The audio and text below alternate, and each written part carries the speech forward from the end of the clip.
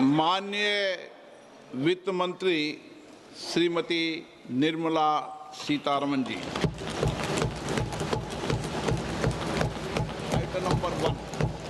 Item number one. Sir, with your permission, I rise to lay on the table a copy each of the following papers, Hindi and English versions, under Article 281 of the Constitution, Report for 2026 to 2031, Volume 1, Main Report of the 16th Finance Commission. 2. Report for 2026-2031, Volume 2, Annexures of the 16th Finance Commission. Number 3, explanatory memorandum as to the action taken on the recommendations contained in the above report. Item number 2, माननीय वित्त मंत्री Nirmala Sitharaman ji.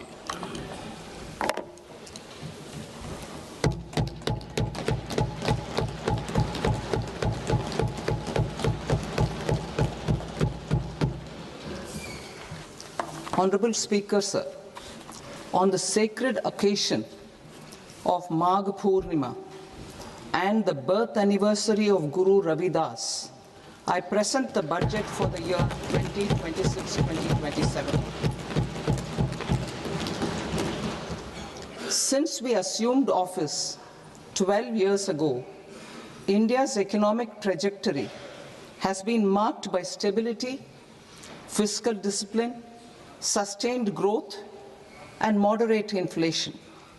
This is the result of conscious choices we have made, even in times heightened uncertainty and disruption. Our government, led by Honorable Prime Minister Modi, has decisively and consistently chosen action over ambivalence, reform over rhetoric, and people over populism.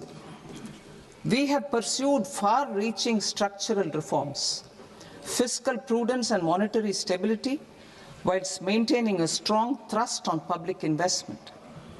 Keeping Atmanirbharta as a lodestar, we have built domestic manufacturing capacity, energy security, and reduced critical import dependencies. Simultaneously, we have ensured that citizens benefit from every action of the government, undertaking reforms to support employment generation, agricultural productivity, household purchasing power, and universal services to people. These measures have delivered a high growth rate of around 7% and helped us make substantial strides in poverty reduction and improvement in the lives of our people. Today, we face an external environment in which trade and multilateralism are imperiled and access to resources and supply chains are disrupted. New technologies are transforming production systems while sharply increasing demands on water, energy, and critical minerals. India will continue to take confident steps towards Vikasit Bharat, balancing ambition with inclusion. As a growing economy with expanding trade and capital needs, India must also remain deeply integrated with global markets, exporting more and attracting stable long-term investment.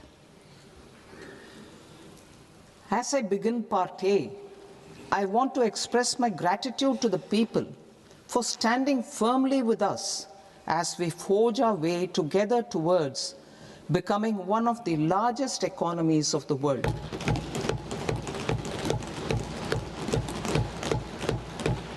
Our aim is to transform aspiration into achievement and potential into performance as we ensure that the dividends of growth reach every farmer, the scheduled caste, the scheduled tribes, the nomads, the youth, the poor, and the women. In Vikasit Bharat Young Leaders Dialogue 2026, several innovative ideas were shared with our Prime Minister, which have inspired many of the proposals making this a unique Yuva Shakti-driven budget. Our government's sankalp is to focus on our poor, underprivileged, and the disadvantaged. To deliver on this sankalp, and given that this is the first budget prepared in Kartavya Bhavan, we are inspired by three Kartavya. Our first Kartavya is to accelerate and sustain economic growth by enhancing productivity and competitiveness and building resilience to volatile global dynamics. Our second Kartavya is to fulfill aspirations of our people and build their capacity, making them strong partners in India's path to prosperity. Our third Kartavya, aligned with our vision of Sabka Saath, Sabka Vikas, is to ensure that every family, community, region, and sector has access to resources, amenities, and opportunities for meaningful participation. This threefold approach requires a supportive ecosystem. The first requirement is to sustain the momentum of structural reforms, continuous, adaptive, and forward-looking. Second, a robust and resilient financial sector is central to mobilizing savings, allocating capital efficiently, and managing risks. Third, cutting-edge technologies, including AI applications, can serve us as force multipliers for better governance. Reform Express. Our government has undertaken comprehensive reforms towards creating employment, boosting productivity, and accelerating growth. After the Prime Minister's announcement on Independence Day in 2025, over 350 reforms have been rolled out. This includes GST simplification, notification of labor codes, and rationalization of mandatory quality control orders. High-level committees have been formed, and in parallel, the central government is working with the state governments on deregulation and reducing compliance requirements. The Reform Express is well on its way and will maintain its momentum to help us fulfill our Kartavya. I now move to specific proposals. Under our first Kartavya, to accelerate and sustain economic growth, I propose interventions in 6 areas. 1. Scaling up manufacturing in 7 strategic and frontier sectors. 2. Rejuvenating legacy industrial sectors. 3. Creating champion MSMEs. 4. Delivering a powerful push for infrastructure. 5. Ensuring long-term security and stability. And 6. Developing city economic regions. Scaling up of manufacturing in 7 strategic and frontier sectors. Biopharma Shakti, meaning biopharma strategy for health advancement through knowledge, technology, and innovation. India's disease burden is observed to be shifting towards non-communicable diseases like diabetes, cancer, and autoimmune disorders. Biologic medicines are key to longevity and quality of life at affordable costs. To develop India as a global biopharma manufacturing hub,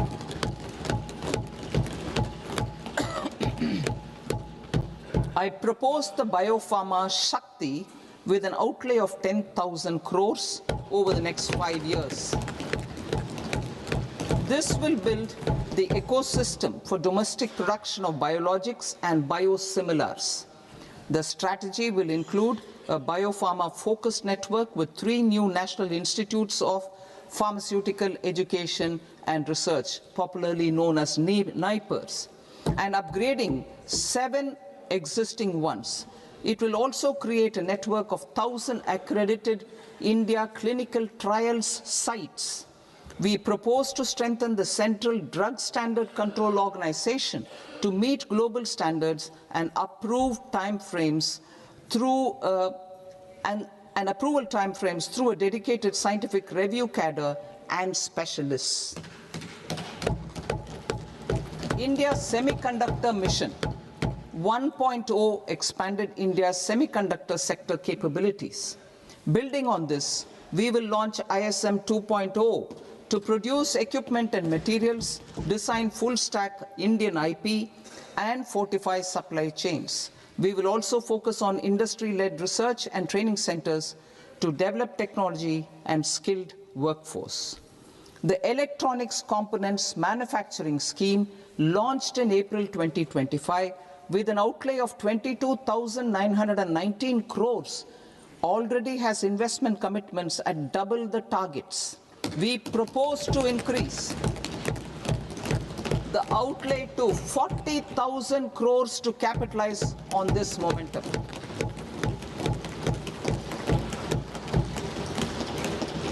A scheme for rare earth permanent magnets was launched in 2025 November.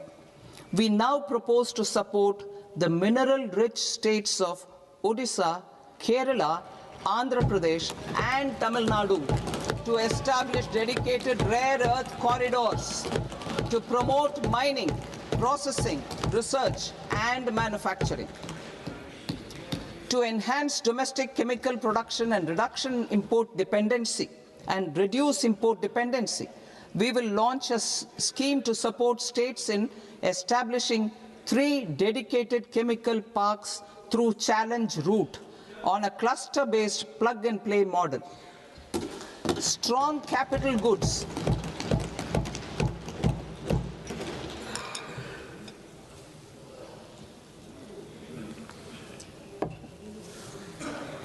Strong capital goods capability is a determinant of productivity and quality across different sectors. Towards building this capacity, I propose the following. High-tech tool rooms will be established by central public sector enterprises at 2 locations as digitally enabled automated service bureaus that locally design, test, and manufacture high-precision components at scale and at lower cost. 2. A scheme for enhancement of construction and infrastructure equipments will be introduced to strengthen domestic manufacturing of high value and technologically advanced CIE. This can range from lifts in a multi-storied apartment or firefighting equipment in multiplexes, large or small, and to tunnel boring equipments for building metros and high-altitude roads.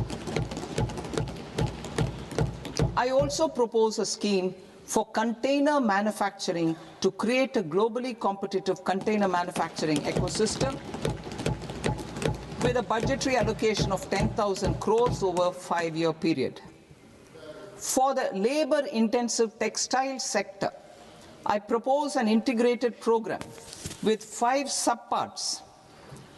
1. The National Fiber Scheme for self-reliance in natural fibers, such as silk, wool, and jute, man-made fibers, and new-age fibers.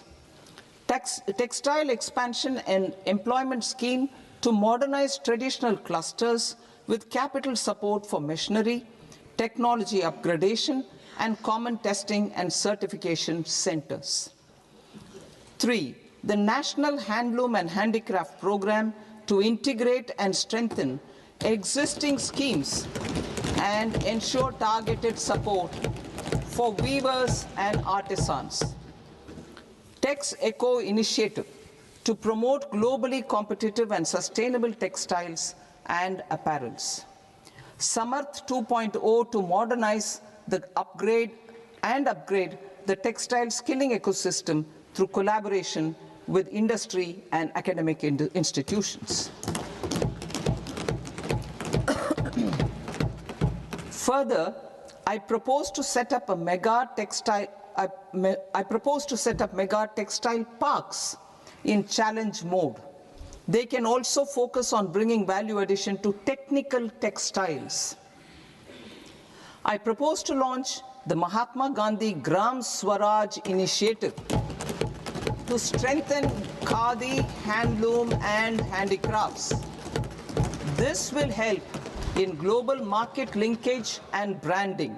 It will streamline and support training, skilling, quality of process, and production. This will benefit our weavers, village industries, One District, One Product ODOP initiative, and also our rural youth. India has the potential to emerge as a global hub for high-quality, affordable sports goods. I propose a dedicated initiative for sports goods that will promote manufacturing, research, and innovation in equipment design, as well as material sciences. Rejuvenation of legacy industrial clusters. I propose to introduce a scheme to revive 200 legacy industrial clusters to improve their cost competitiveness and efficiency through infrastructure and technology upgradation. Creating champion SMEs and supporting micro enterprises. Recognizing MSMEs as a vital engine of growth, I propose a three-pronged approach to help them grow as champions. Equity support. I propose to introduce a dedicated 10,000 crores SME growth fund to create future champions, incentivizing enterprises based on select criteria. I also propose to top up the Self-Reliant India Fund set up in 2021 with 2,000 crores to continue support to micro enterprises and maintain their access to risk capital. Liquidity support. With TREDS, more than 7 lakh crore has been made available to MSMEs. To leverage its full potential, I propose 4 measures. 1.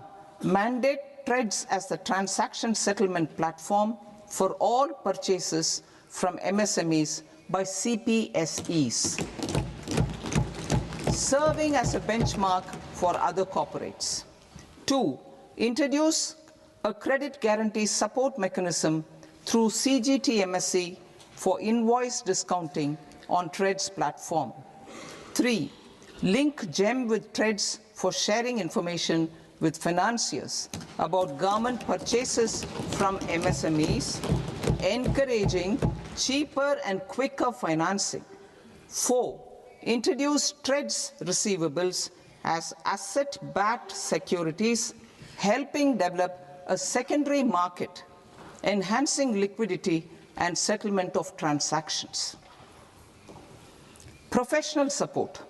Government will facilitate professional institutions such as the ICAI, ICSI, ICMAI to design short-term modular courses and practical tools to develop a cadre of corporate mitras, especially in Tier 2 and Tier 3 towns. These accredited para-professionals will help MSMEs meet compliance requirements at affordable costs. Infrastructure. During this past decade, our government has undertaken several initiatives for large-scale enhancement of public infrastructure, including through new financing instruments such as Infrastructure Investment Trust (InvITs) and Real Estate Investment Trust (REITs), and institutions like NIIF and NABFID. We shall continue to focus on developing infrastructure in cities with over 5 lakh population, that is Tier 2, Tier 3 cities, which have expanded to become growth centers. Public capital expenditure has increased manifold from 2 lakh crore in 2014-15 to an allocation of 11.2 lakh crore in BE 25-26. In this coming year, that is financial year 2026-27, I propose to increase it to 12.2 lakh crores to continue the momentum. To strengthen the confidence of private developers regarding risks during infrastructure development and construction phase, I propose to set up an infrastructure risk guarantee fund to provide prudentially calibrated partial credit guarantee to lenders. Over the years, RITES have emerged as a successful instrument for asset monetization. I propose to accelerate recycling of significant real estate assets of the CPSEs through the setting up of dedicated RITES. To promote environmentally sustainable movement of cargo, I propose to 1. Establish new dedicated freight corridors connecting Dankuni in the east to Surat in the west. Operationalize 20 new national waterways over the next 5 years, starting with National Waterways 5 in Orissa to connect mineral-rich areas of Talcher and Angul and industrial centers like Kalinga Nagar to the ports of Paradeep and Dhamra. Training institutes will be set up as regional centers of excellence for development of required manpower for these waterways. This will benefit youth in the entire stretch of the waterways to train and acquire skills. Further, a ship repair ecosystem catering to inland waterways will also be set up at Varanasi and Patna. And C, launch a coastal cargo promotion scheme for incentivizing a modal shift from rail to road to increase the share of inland waterways and coastal shipping from 6% to 12% by 2047. To enhance last mile and remote connectivity and promote tourism, I propose to give incentives to indigenize manufacturing of seaplanes. A seaplane VGF scheme will be also introduced to provide support for operations. Carbon capture, utilization and storage. Aligning with the roadmap launched in December 2025, the carbon capture, utilization and storage technologies at scale will achieve higher readiness and in end-use application across 5 industrial sectors, including power, steel, cement, refineries, and chemicals. An outlay of 20,000 crore is proposed over the next 5 years for this purpose. City economic regions. Cities are India's engines of growth, innovation, and opportunities. We shall now focus on Tier 2, Tier 3 cities, and even temple towns, which need modern infrastructure and basic amenities. This budget aims to further amplify the potential of cities to deliver the economic power of agglomerations by mapping city economic regions based on their specific growth drivers. An allocation of 5,000 crore per CER over 5 years is proposed for implementing their plans through a challenge mode with a reform-cum-result-based financing mechanism. In order to promote environmentally sustainable passenger systems, we will develop 7 high-speed rail corridors between cities as growth connectors, namely Mumbai to Pune, Pune to Hyderabad, Hyderabad to Bengaluru, Hyderabad to Chennai, Chennai to Bengaluru, Delhi to Varanasi, Varanasi to Siliguri.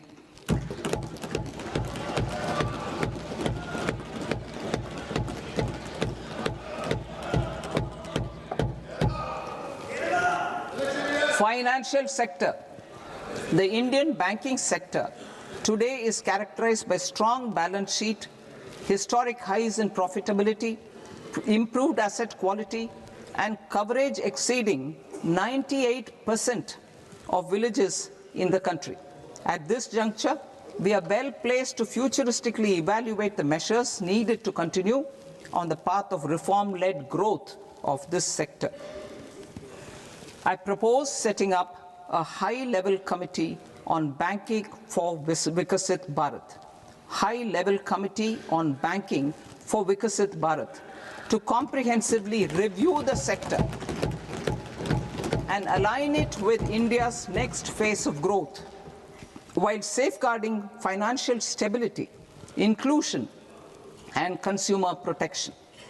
The vision for NBFCs for Vikasit Bharat has been outlined with clear targets for credit disbursement and technology adoption in order to achieve scale and improve efficiency in the public sector NBFCs. As a first step, it is proposed to restructure the Power Finance Corporation and Rural Electrification Corporation. I propose a comprehensive review of the foreign exchange management non-debt instruments rules to create a more contemporary, user-friendly framework for foreign investments consistent with India's evolving economic priorities. Corporate bond market. I propose to introduce a market-making framework with suitable access to funds and derivatives on corporate bond indices. I also propose to introduce total return swaps on corporate bonds. Municipal bonds. To encourage the issuance of municipal bonds of higher value by larger cities, I propose an incentive of 100 crore rupees for a single bond issuance. 100 crore rupees for a single bond issuance of more than 1,000 crore. The current scheme under Amrit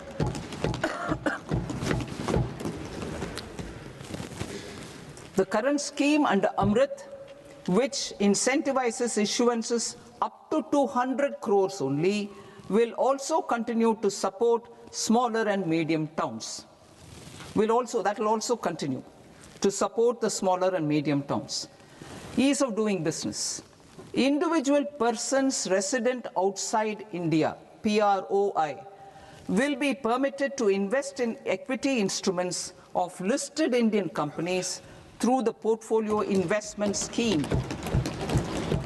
It is also proposed to increase the investment limit for an individual PROI under the scheme from 5% to 10%, with an overall investment limit for all individual PROIs to 24% from the current 10%.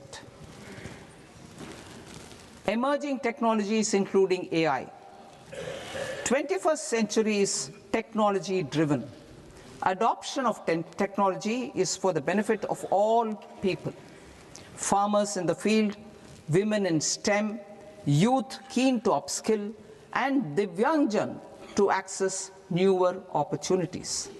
The government has taken several steps to support new technologies through AI Mission, National Quantum Mission, Anusandhan National Research Fund, and Research and Development and Innovation Fund. Our second kartavya is to fulfill aspirations and build capacities. Close to 25 crore individuals have come out of multi-dimensional poverty through a decade of our government's sustained and reform-oriented efforts.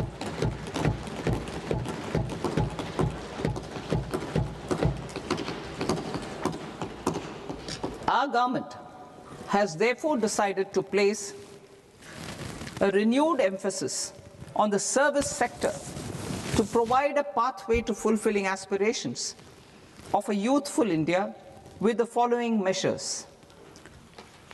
I propose to set up a high-powered Education to Employment and Enterprises Standing Committee to recommend measures that focus on services sector as a core driver of Vikasit Bharat. This will make us a global leader in services with a 10% global share by 2047. The committee will prioritize areas to optimize the potential for growth, employment, and exports. They will also assess the impact of emerging technologies, including AI, on jobs and skill requirements and propose measures thereof. To create a range of skilled career pathways, a new range of skilled career pathways for our youth, I propose interventions in the following sectors. Health. Existing institutions for allied health professionals will be upgraded and new AHP institutions established in private and government sectors. This will cover 10 selected disciplines, including optometry, radiology, anesthesia, OT technology, applied psychology and behavioral health, and add 1 lakh AHPs over the next 5 years. A strong care system covering geriatric and allied care services will be built.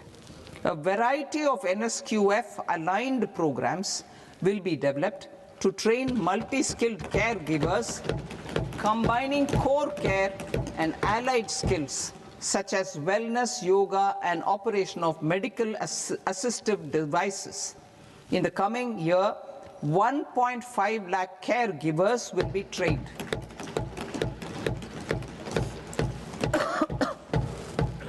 Hubs for medical value tourism.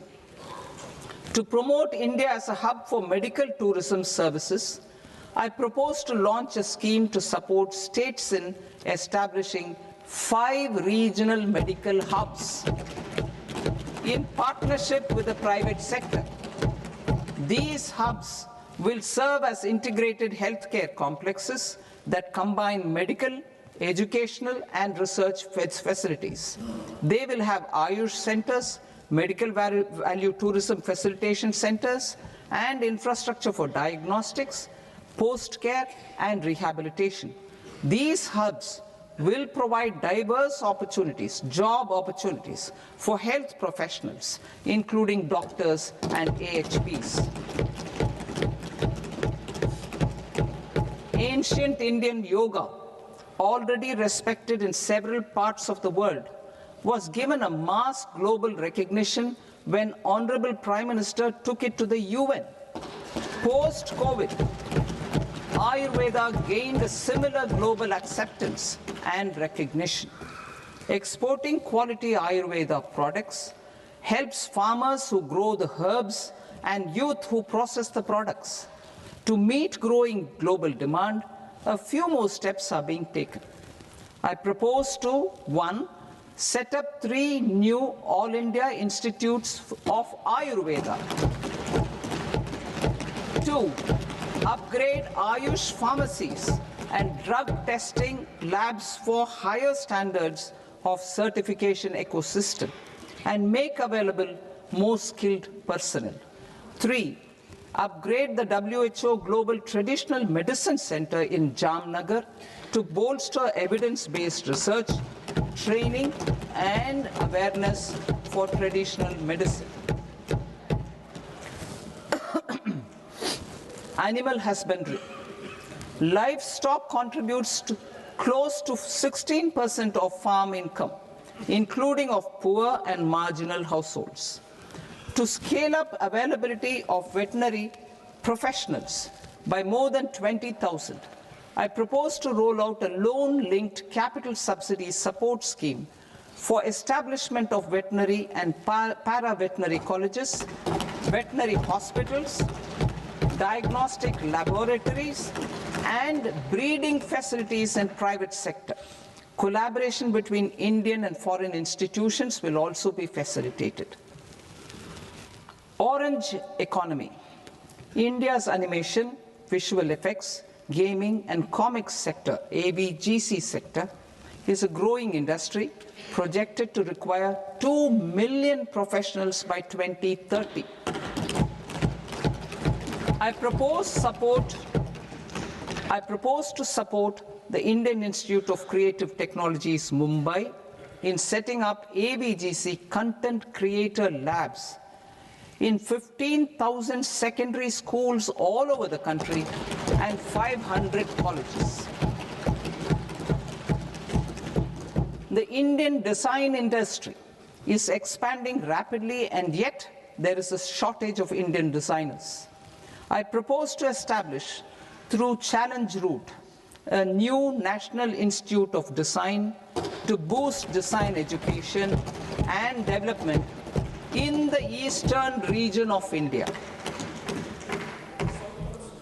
Education.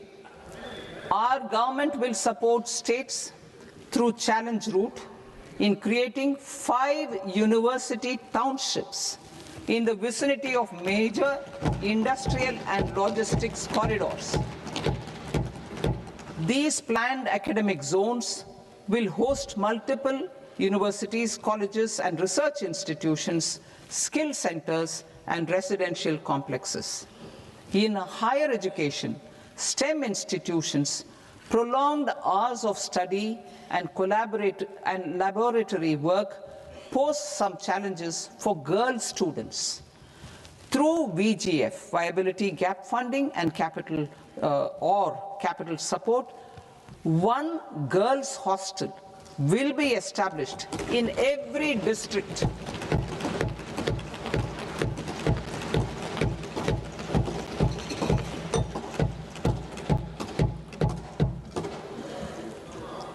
To promote astrophysics and astronomy via immersive experiences, 4 telescope infrastructure facilities will be set up or upgraded.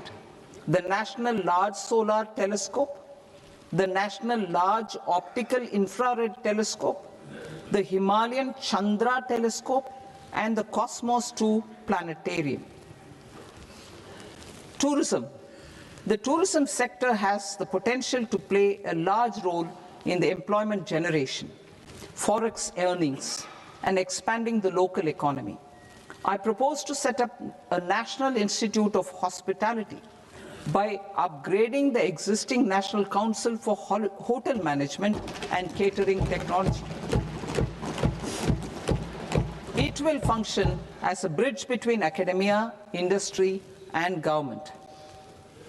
I also propose a pilot scheme for upskilling 10,000 guides in 20 iconic tourist sites through a standardized, high-quality, 12-week training course in hybrid mode in collaboration with the Indian Institute of Management.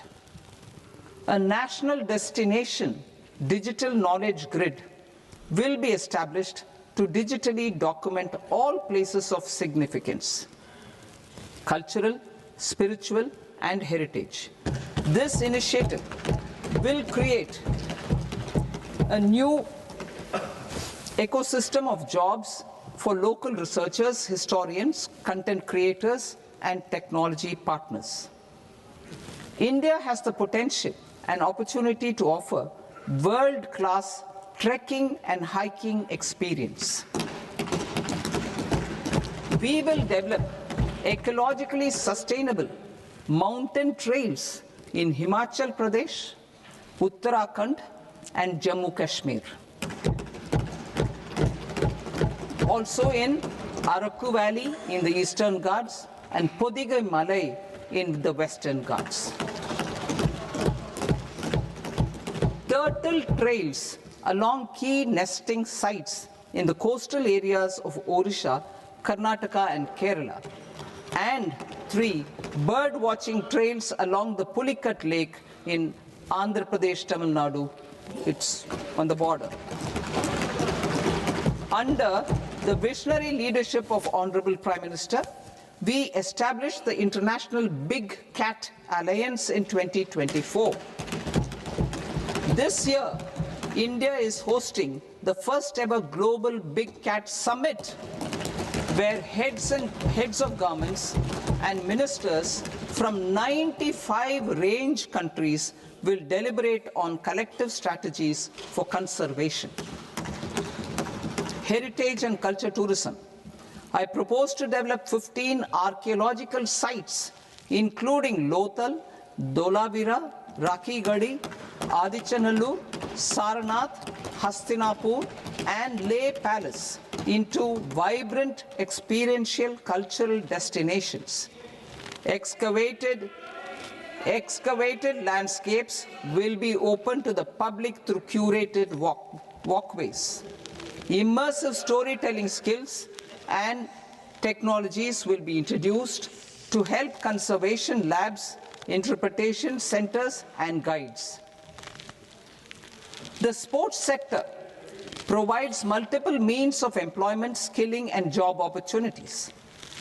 Taking forward the systematic nurturing of sports talent, which is set in motion through the Khelo India program earlier, I propose to launch a Khelo India mission to transform the sports sector over the next decade.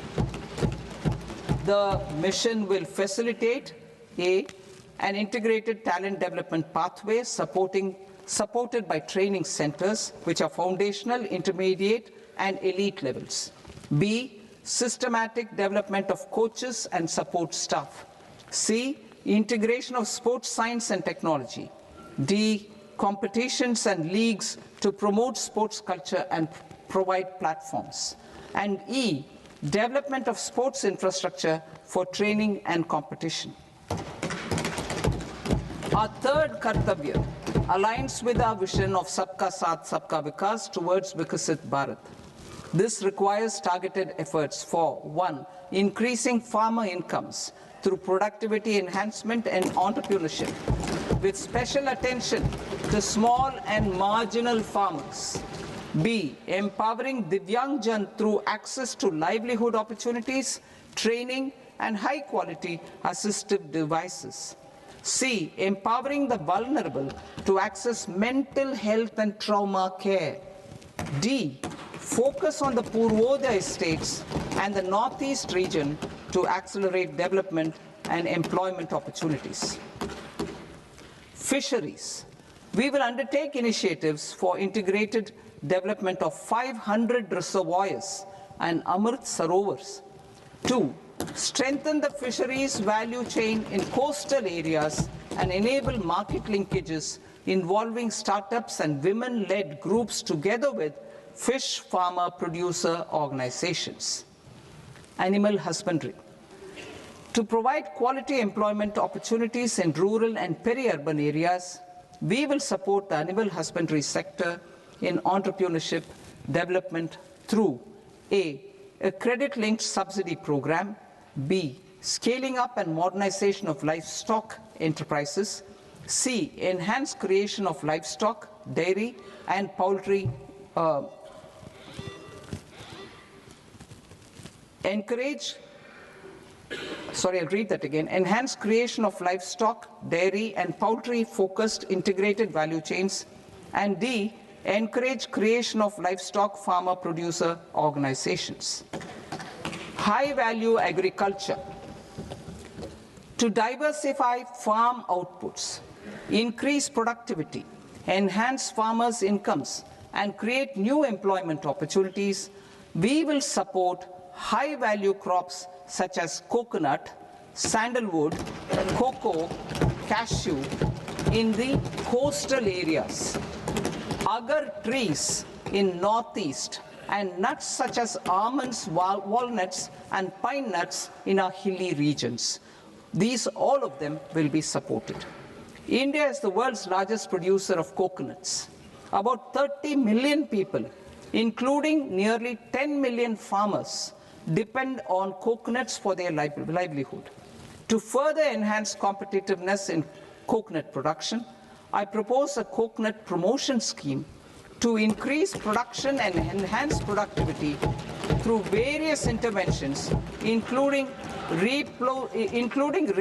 replacing and non-productive trees with new saplings or plants or varieties in major coconut growing states. A dedicated program is proposed for Indian cashew and cocoa to make India self-reliant in raw cashew and coconut production and processing, enhance export competitiveness, and transform Indian cashew and Indian cocoa into premium global brands by 2030. Sandalwood. Sandalwood is closely linked to India's social and cultural heritage. Our government will partner with state governments to promote focused cultivation and post-harvest processing to restore the glory of the Indian sandalwood ecosystem, to rejuvenate old, low-yielding orchards, and expand high-density cultivation of walnuts, almonds, and pine nuts. We will support a dedicated program to enhance farmer incomes and in bringing value addition by engaging youth. Bharat Vistar, that is virtually integrated system to access agricultural resources. I propose to launch Bharat Vistar, a multilingual AI tool that shall integrate the AgriStack portals and the ICAR package on agricultural practices with AI systems. This will enhance farm productivity, enable better decisions for farmers, and reduce risk by providing customized advisory support. She Marts for rural women-led enterprises. Building on the success of Lakpati Didi program, I propose to help women take the next step from credit-linked livelihoods to being owners of enterprises. Self-help entrepreneur, She Marts will be set up as community-owned retail outlets within the cluster-level federations through enhanced and innovative financing instruments. Empowering Divyangjan. Divyangjan Kaushal Yojana. Information technology, AVGC sectors, hospitality and food and beverages sectors often offer task-oriented and process-driven roles which are suitable for Divyangjan. We will ensure dignified livelihood opportunities through industry-relevant and customized training specific to each Divyangjan group. Divyang Sahara Yojana. Timely access to high-quality assistive devices for all eligible Divyangjan is a fundamental need.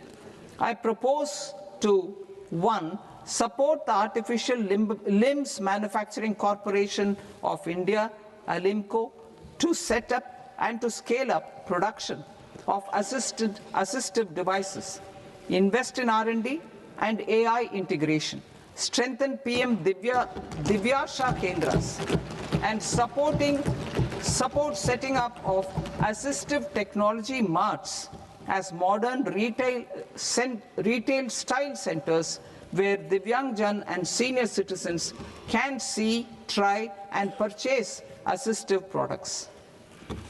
Reaffirming our commitment to mental health and trauma care. There are no national institutes for mental health care in North India. We will therefore set up a NIMHANS 2 and also upgrade national mental health institutes in Ranchi and in Tezpur as regional apex institutions. Emergencies expose families, particularly the poor and vulnerable, to unexpected expenditure. We will strengthen and increase these capacities by 50% in district hospitals by establishing emergency and trauma care centers. Focus on Purvodaya states and northeastern regions. Purvodaya. I propose the development of an integrated East Coast industrial corridor with a well-connected node at Durgapur, creation of 5 tourism destinations in 5 Purvodaya states, and the provision of 4,000 e-buses. Buddhist sites in northeastern region. The northeastern region is a civilizational confluence of Theravada and Mahayana or Vajrayana traditions. I propose to launch a scheme for development of Buddhist circuits in Arunachal Pradesh, Sikkim, Assam, Manipur, Mizoram, and Tripura. The scheme will cover preservation of temples and monasteries, pilgrimage interpretation centers, connectivity, and pilgrim amenities. 16th Finance Commission. On 17th November 2025, the 16th Finance Commission submitted its report to the President. As mandated under Article 281 of the Constitution, the government is to lay the report along with the explanatory memorandum on the action taken report on the recommendations of the Commission in Parliament, which, Sir, Honourable Speaker, you've allowed me to do at the commencement of this session. The government has accepted the recommendation of the Commission to retain the vertical share of devolution at 41%. As recommended by the Commission, I have provided 1.4 lakh crores of rupees to the states for the year 2026-2027 as Finance Commission grants. These include rural and urban local body and disaster management grants. Fiscal consolidation. Government has been delivering on our fiscal commitments consistently without compromising on social needs. To strive towards accepted standards of fiscal management in Budget 25-26, I had indicated that the central government would target reaching a debt-to-GDP ratio of 50 plus or minus 1% by 2030-31. In line with this, the debt-to-GDP ratio is estimated to be 55.6% of GDP in BE 26-27, compared to 56.1% of GDP in RE 25-26. A declining debt-to-GDP ratio will gradually free up resources for priority sector lending and expenditure by reducing the outgo on interest payments. One of the main operational instruments for debt targeting is the fiscal deficit. I am happy to inform this august House that I fulfilled my commitment made in 2021-2022 to reduce fiscal deficit below 4.5% of GDP by 25-26.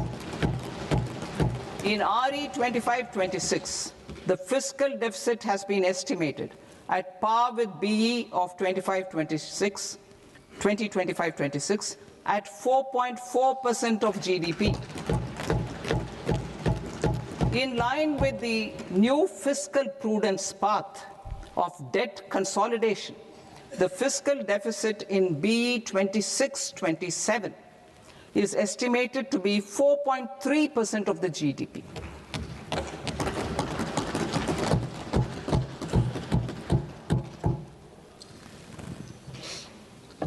The revised estimates of the non-debt receipts are 34 lakh crore rupees, of which the centre's net tax receipts are 26.7 lakh crore. The revised estimate of the total expenditure is 49.6 lakh crore rupees, of which the capital expenditure is about 11 lakh crores. Budget estimates 2026 to 2027. Coming to 26-27, the non-debt receipts and the total expenditure are estimated as 36.5 lakh crore and 53.5 lakh crore respectively. The centre's net tax receipts are estimated at 28.7 lakh crore rupees. To finance the fiscal deficit, the net market borrowings from dated securities are estimated at 11.7 lakh crore rupees.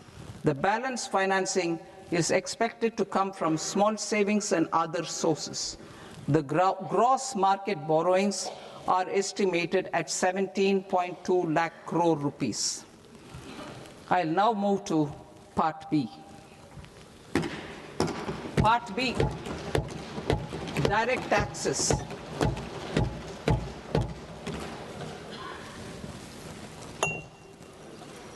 Honorable Speaker, sir, I now present my proposals on direct taxes. New Income Tax Act. In July 2024, I announced a comprehensive review of the Income Tax Act 1961. This was completed in a record time, and the Income Tax Act 2025 will come into effect from 1st April 2026. The simplified income tax rules and forms will be notified shortly, giving adequate time to taxpayers to acquaint themselves with its requirements. The forms have been redesigned such that ordinary citizens can comply without difficulty. Ease of living. I propose that any interest awarded by the Motor Accident Claims Tribunal to a natural person will be exempt from income tax, and any TDS on this account will be done away with. I propose to reduce TCS rate on the sale of overseas tour program package from the current 5% and 20% to 2% without any stipulation of amount.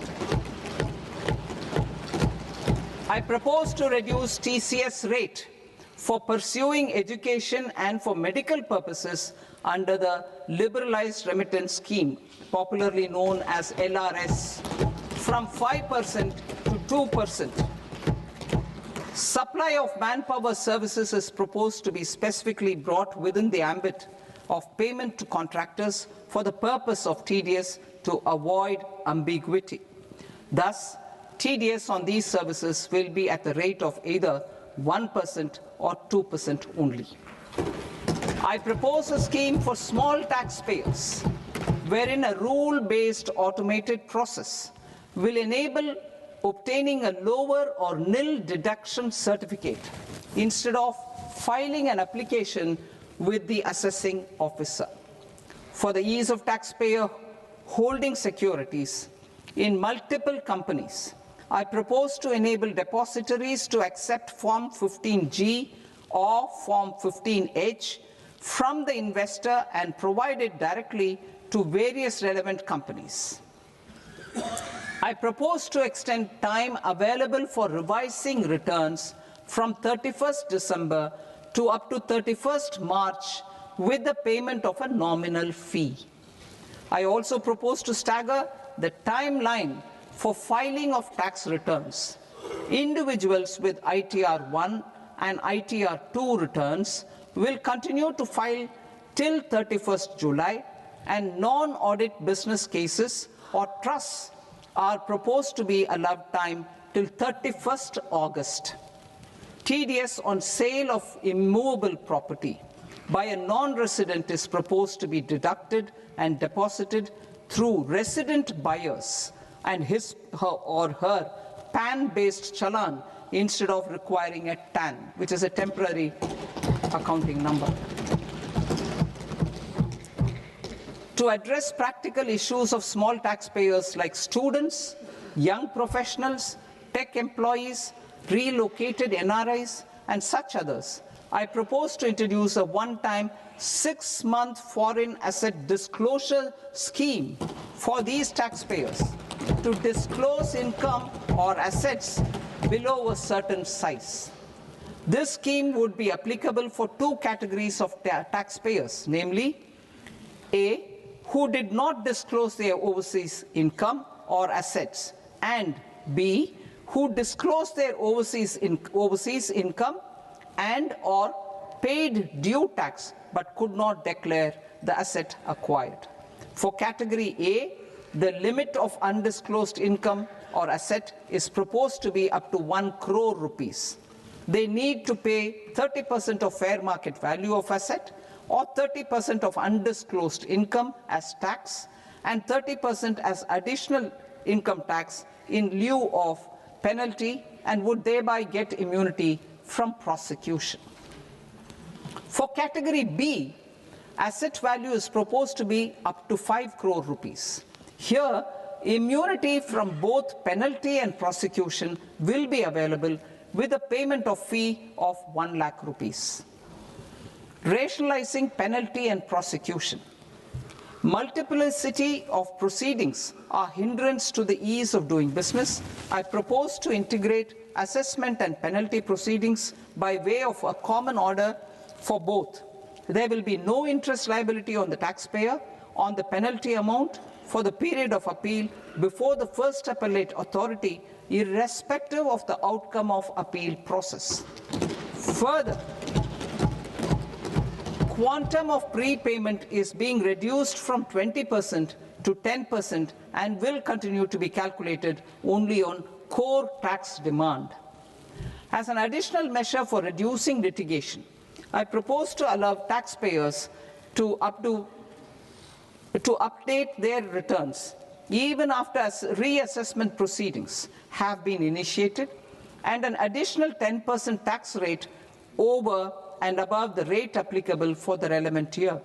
The assessing officer will then use only this updated return in his proceedings. There is already a framework for immunity from penalty and prosecution in the cases of underreporting. I propose to apply this framework for immunity to misreporting too. However, in such a case, the taxpayer will need to pay 100% of the tax amount as an additional income tax over and above the tax and interest due. Penalties for certain technical defaults, such as failure to get accounts audited, non-furnishing of transfer pricing audit report, and default in furnishing statement for financial transactions, are proposed to be converted into fee.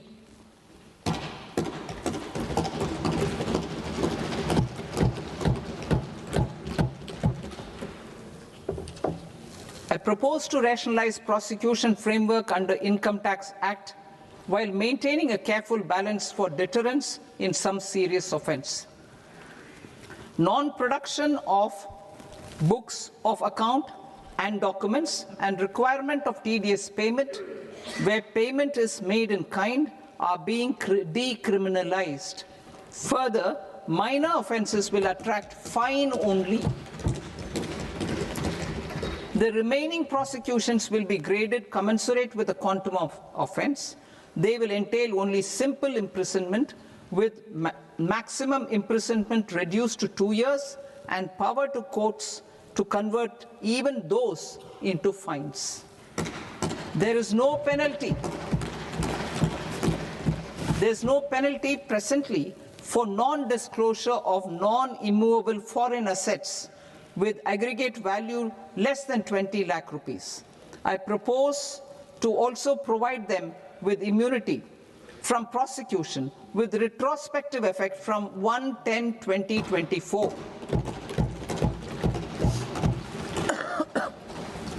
Cooperatives.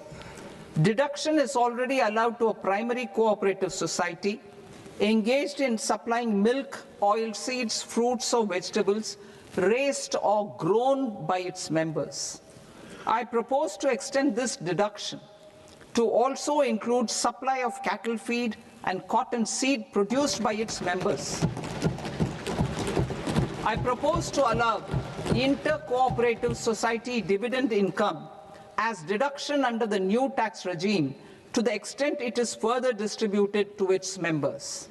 I further propose to allow exemption for a period of 3 years to dividend income received by a notified national cooperative federation on their investments made in companies up to 31/1/2026. This exemption would be allowed only for dividends further distributed to its member cooperatives. Supporting IT sector as India's growth engine. India is a global leader in software development services, IT-enabled services, knowledge process outsourcing services, and contract R&D services relating to software development. These businesses and their segments are quite interconnected with each other. All these services are proposed to be clubbed under a single category of information technology services with a common safe harbor margin of 15.5% applicable to all. The threshold for availing safe harbor for IT services is being enhanced substantially from 300 crore rupees to 2,000 crore rupees. Safe harbor for IT services shall be approved by an automated rule-driven process without any need for tax officer to examine and accept the application. Once applied by an IT services company, the same safe harbor can be continued for a period of 5 years at a stretch at its choice. For IT services companies who want to conclude advanced pricing agreement, APA, I propose to fast-track unilateral APA process for IT services and endeavor to conclude it within a period of 2 years. The period of 2 years can be extended by a further period of 6 months on taxpayers' request. I propose to extend the facility of modified returns available to the entity entering APA to its associated entities also.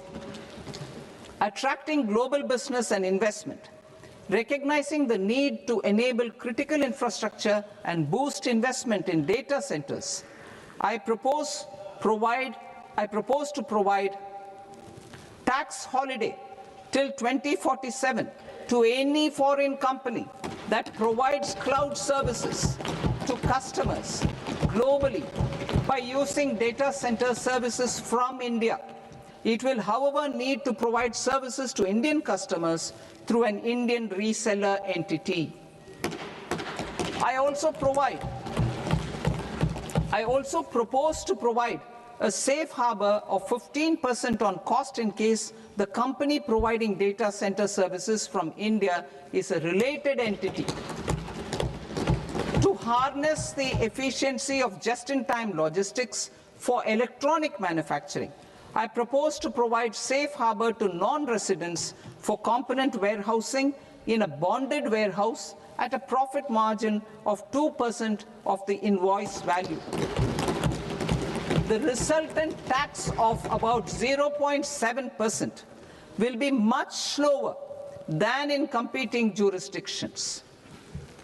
To provide fillip to toll manufacturing in India, I propose to provide exemption from income tax for 5 years to any non-resident who provides capital goods, equipment, or tooling to any toll manufacturer in a bonded zone. To encourage vast pool of global talent to work in India for a longer period of time, I propose to provide exemption to global, non-India sourced income of a non-resident expert for a stay period of 5 years under notified schemes. I propose to provide exemption from minimum alternate tax, the MAT, to all non-residents who pay tax on presumptive basis. Tax administration. I propose to constitute a joint committee of Ministry of Corporate Affairs and Central Board of Direct Taxes for incorporating the requirements of income computation and disclosure standards, the ICDS, in the Indian Accounting Standards, IND AS itself. Separate accounting requirement based on ICDS will be done away with from the tax year 27-28. To support Prime Minister Modi's vision of homegrown accounting and advisory firms to become global leaders, I propose to rationalize the definition of accountant for the purposes of safe harbor rules. Other tax proposals. Change in taxation of buyback was brought in to address the improper use of buyback route by promoters. In the interest of minority shareholders, I propose to tax buyback for all types of shareholders as capital gains. However, to disincentivize misuse of tax arbitrage, promoters will pay an additional buyback tax. This will make effective tax 22% for corporate promoters. For non-corporate promoters, the effective tax will be 30%. TCS rate for sellers of specific goods, namely alcoholic liquor, scrap, and minerals, will be rationalized to 2%, and that on tendu leaves will be reduced from 5% to 2%. I propose to raise the STT on futures to 0.05% from the present 0.02%. STT on options premium and exercise of options are both proposed to be raised to 0.15% from the present rate of 0.1% and 0.125% respectively. We reformed the taxation landscape for corporates in 2019 by providing them a simplified regime with lower tax rate so that they could productively focus on business rather than on claim of deductions and exemptions. To encourage companies to shift to the new regime, set-off of brought forward MAT credit, minimum alternate tax credit, is proposed to be allowed to companies only in the new regime. Set-off using available MAT credit is proposed to be allowed to an extent of 1/4 of the tax liability in the new regime. MAT is proposed to be made final tax, so there will be no further credit accumulation from 1st April 2026. In line with this change, the rate of final tax is being reduced to 14% from the current MAT rate of 15%. The brought forward MAT credit of taxpayers accumulated till 30th March 2026 will continue to be available to them for set-off as above. Indirect taxes. I shall now take up proposals related to indirect taxes. My proposals for customs and central excise aim to further simplify the tariff structure, support domestic manufacturing, promote export competitiveness, and correct inversion in duty. To continue weeding out long-continuing customs duty exemptions, I propose to remove certain exemptions on items which are being manufactured in India or where the imports are negligible. Similarly, to further simplify the process of ascertaining the rate of duty applicable on a particular item, I propose to incorporate certain effective rates in various customs notifications to the tariff schedule itself. I shall now take up sector-specific proposals. Promotion of exports of marine, leather, and textile products. I propose to increase the limit for duty-free imports of specified inputs used for processing seafoods for export from the current 1% to 3% of FOB value of the previous year's export turnover. I also propose to allow duty-free imports of specified inputs, which is currently available for exports of leather or synthetic footwear, to exports of shoe uppers as well.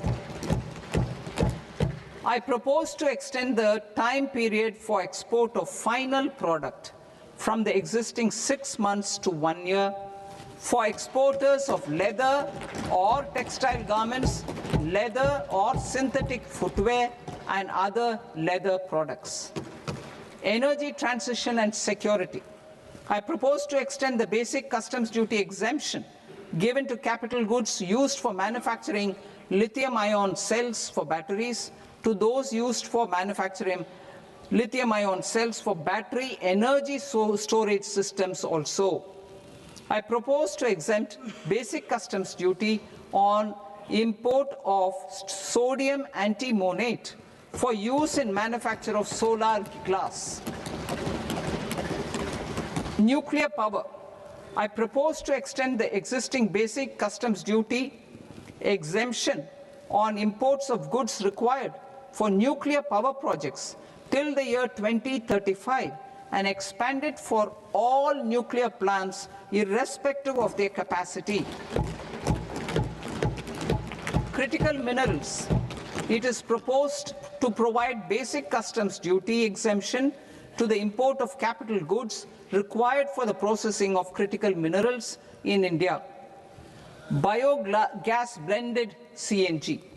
I propose to exclude the entire value of biogas while calculating the central excise duty payable on biogas blended CNG.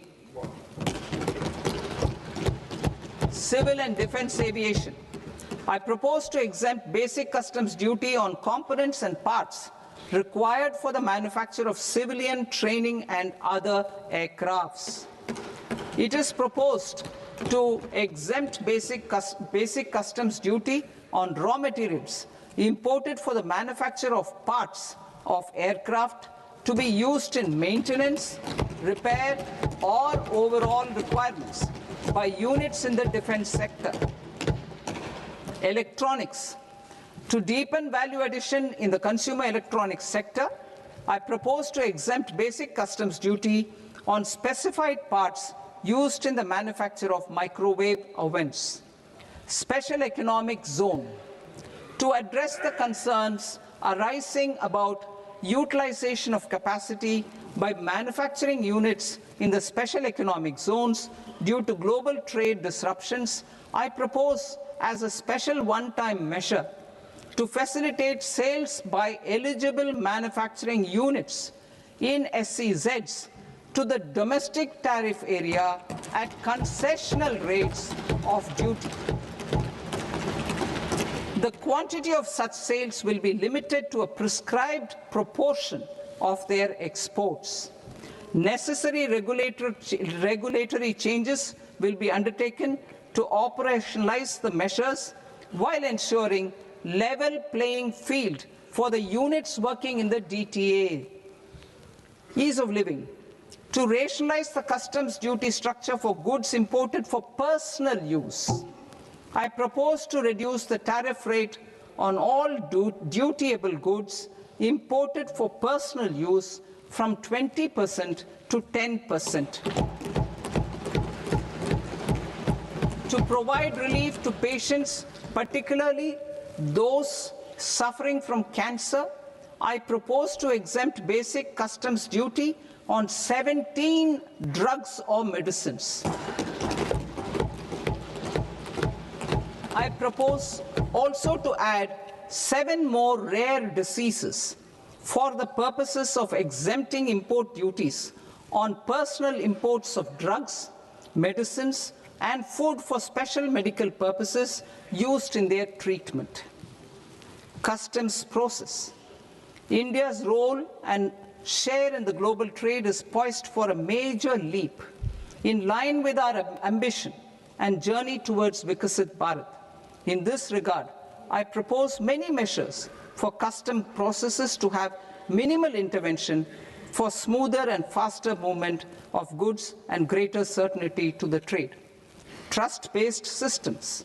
I propose to enhance duty deferral period for Tier 2 and Tier 3 authorized economic operators, known as AEOs, from 15 days to 30 days.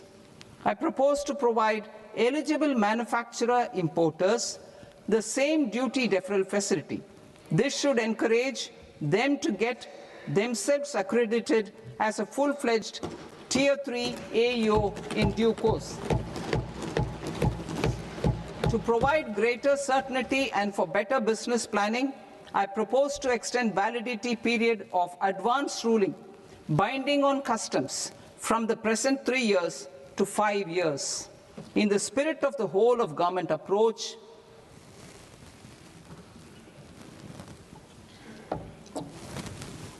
Government agencies will be encouraged to leverage AEO accreditation for preferential treatment in clearing their cargo. Regular importers with trusted, long-standing supply chains will be recognized in the risk system so that the need for verification of their cargo every time can be minimized. Export cargo using electronic sealing. Export cargo using electronic sealing will be provided through clearance from the factory premises to the ship. For import of goods not needing any compliance, filing of bill of entry by a trusted importer and arrival of goods will automatically notify customs for completing their clearance formalities. This will enable goods to be released immediately on arrival. The customs warehouse framework will be transformed into a warehouse operator-centric system with a self-declarations, electronic tracking, and risk-based audit. These reforms will move away from the current system of officer-dependent approvals and reduce transaction delays and compliance costs. Ease of doing business. Approvals required for cargo clearance from various government agencies will be seamlessly processed through a single and interconnected digital window by the end of the financial year. Processes involved in clearance of food, drugs, plant, and animal and wildlife products, accounting for about 70% of interdicted cargo, will be operationalized on this system by April 2026 itself. For goods not having any compliance requirement, clearance will be done by customs immediately after online registration is completed by the importer, subject to the payment of duty. Customs integrated system will be rolled out in 2 years as a single integrated and scalable platform for all customs processes. Utilization of non-intrusive scanning with advanced imaging and AI technology for risk assessment will be expanded in a phased manner with the objective to scan every container across all the major ports. New export opportunities to support Indian fishermen to fully harness the economic value of marine resources beyond our territorial waters. The following measures will be taken. A. Fish catch by an Indian fishing vessel in exclusive economic zone or on the high seas will be made free of duty. Landing of such fish on foreign port will be treated as export of goods. Safeguards will be put in place to prevent misuse during fish catch, transit, or transshipment. To support aspirations of India's small businesses, artisans, and startups to access global markets through e-commerce, I am pleased to announce complete removal of the current value cap of 10 lakh rupees per consignment on courier exports. In addition, handling of rejected and returned consignments will be improved with effective use of technology for identifying such consignments. I propose to revise provisions governing baggage clearance during international travel to address genuine concerns of passengers. The revised rules will enhance duty-free allowances in line with the present-day travel realities and provide clarity in temporary carriage of goods brought in or taken out.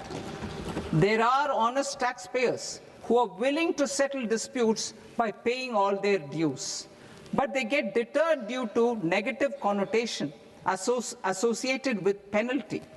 They will now be able to close cases by paying an additional amount in lieu of penalty. Honorable Speaker, sir, with this, I commend the budget to this august House. Jai Hind.